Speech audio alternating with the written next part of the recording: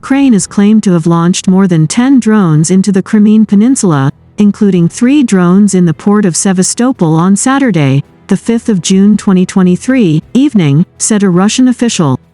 The governor of Sevastopol, Mikhail Razvazhayev, said the air defense system repelled all attacks and caused no damage in Sevastopol.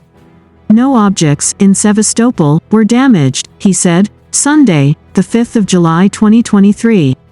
However, Mikhail did not explain in detail regarding the damage caused by attacks elsewhere on the Crimean Peninsula.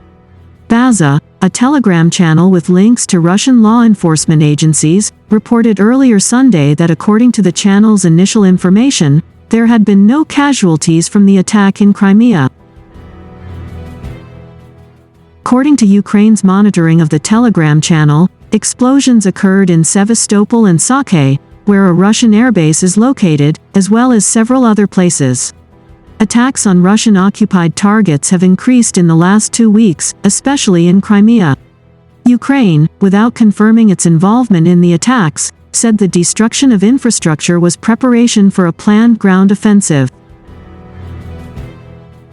Russian forces used ground station-launched Shahed-136 lorry munitions to target key cities in Ukraine.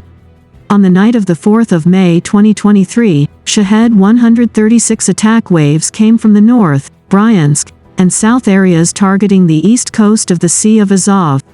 The Ukrainian air defense missile system claimed to have downed 18 drones during combat operations that took place in northern, central and southern Ukraine.